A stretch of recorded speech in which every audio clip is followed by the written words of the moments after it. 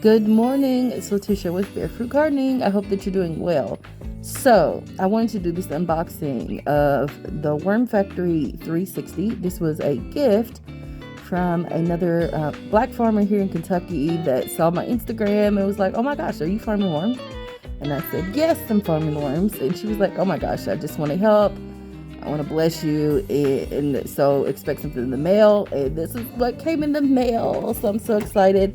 And she also sent some worms to go in this bin, which is really, really cool. Because I am actually, when I mean farming worms, I'm breeding worms for bait, for to create compost tea. Sorry, it's my children in the background. To sell bait, encourage other gardeners to have worms in their garden or add worms or worm farm themselves. And so I'll do some instructional videos and some worm farm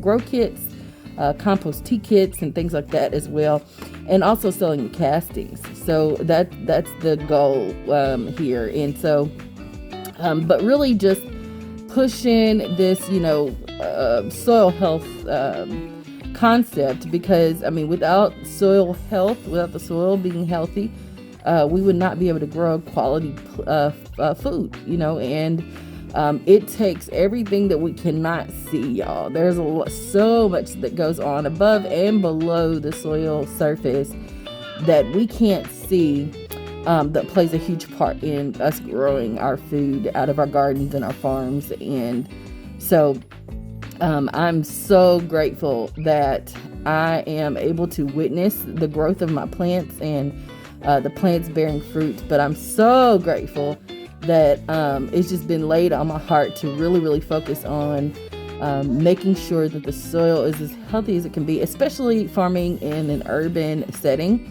There are just a lot of byproducts and things that go in the soil that people put in there that I'm sure homeowners use Roundup, because it was in my shed before, when I got here, and I'm still finding bottles of Roundup in my shed because the shed wasn't completely cleaned out when we moved in. And so there's just all kinds of things that I would prefer not to have in my soil. And so what better way to clean up the soil than to use the soil biology that is already there, that is supposed to be there, but also just doing our part, and composting is one of those things that we can do to help cultivate a healthy soil and soil biology.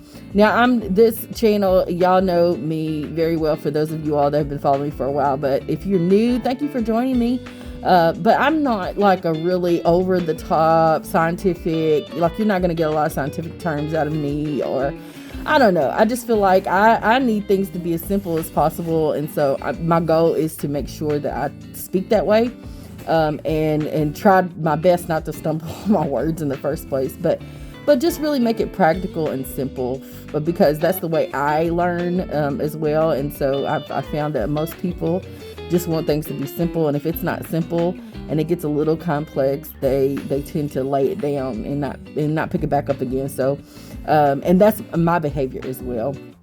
And so I just want to make this simple. Now, I'm not good at putting things together, but it doesn't look that difficult.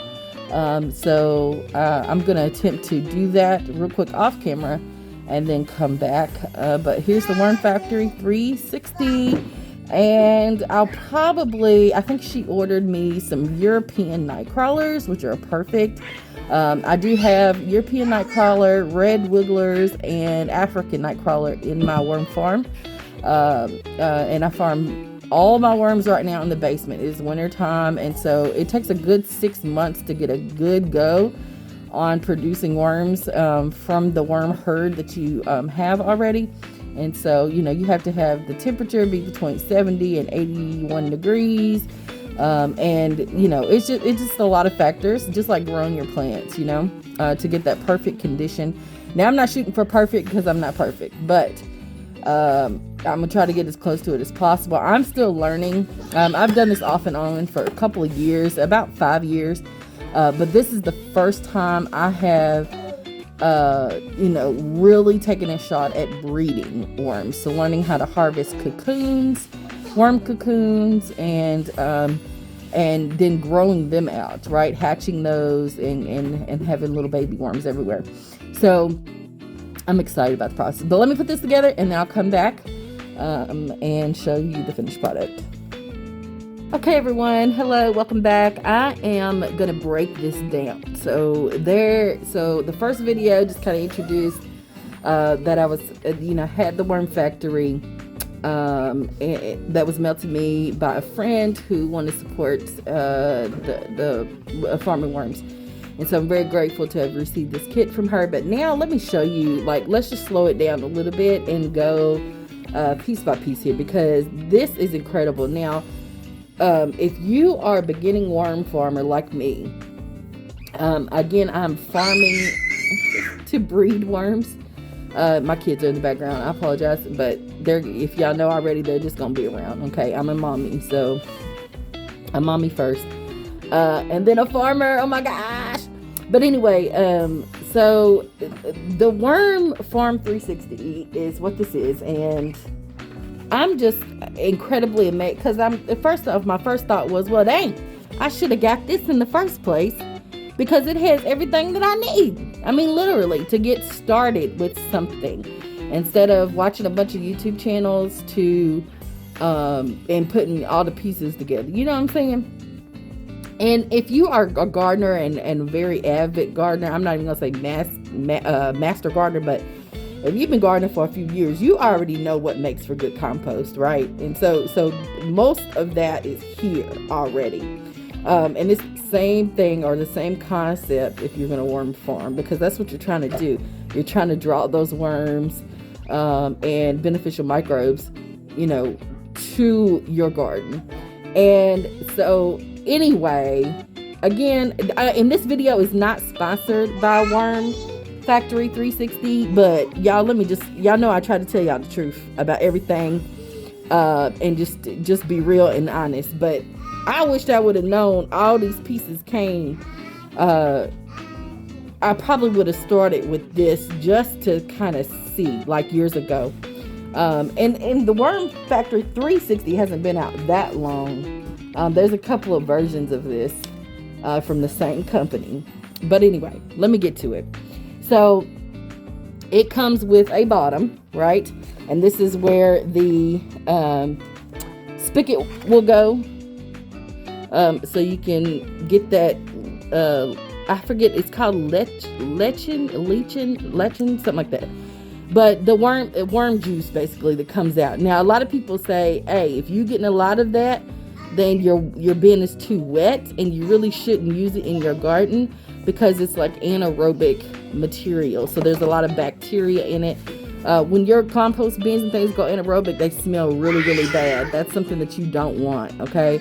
But some people say they just put the juice back in to re-wet, if they add new bedding and things like that. And this comes with bedding. So all the bedding is shredded cardboard and paper. So they give you a little bag of this.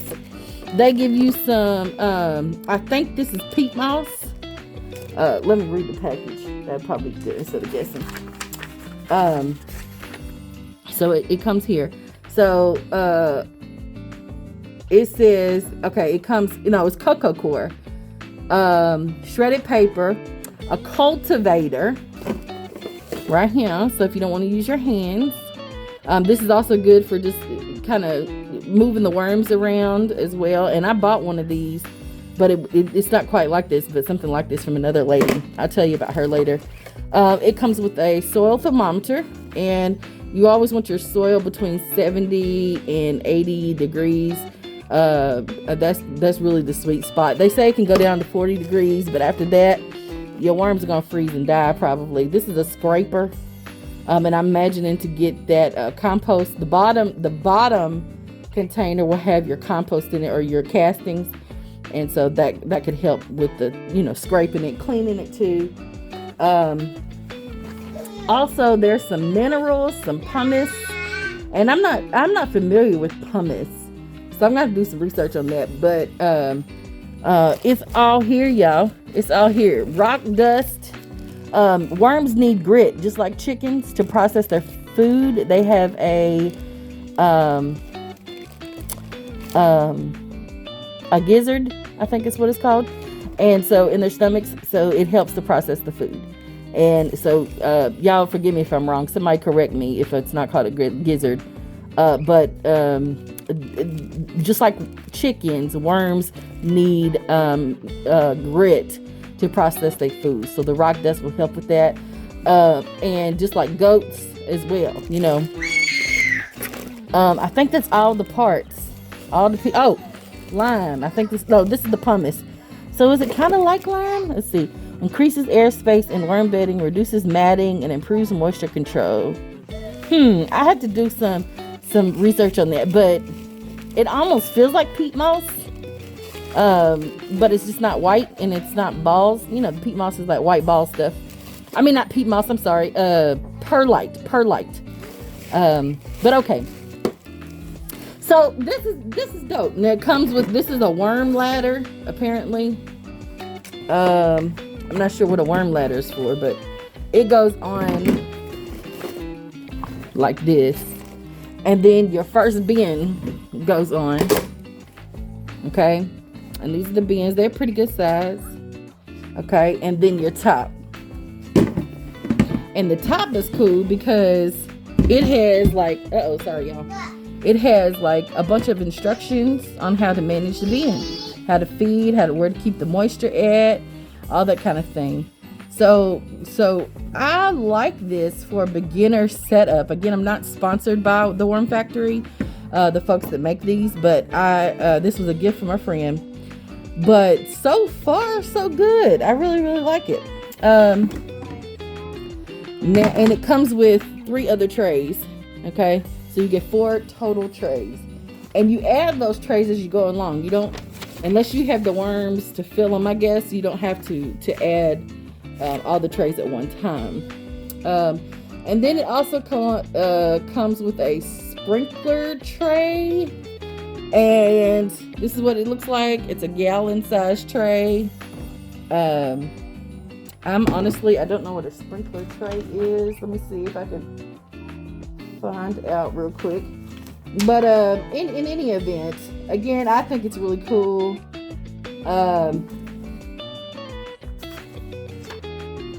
It's a really cool gadget to get started.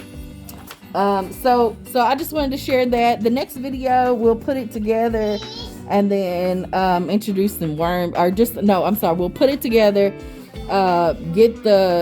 put the Worm Factory together, actually, put it together, I'm sorry, y'all, and then put the bedding in and everything that it comes with. I'm gonna do it exactly like it says here, not like I do it like I did it in other worm beds. I just kind of want to see how it all works together, and we'll just further, follow this and see how it goes.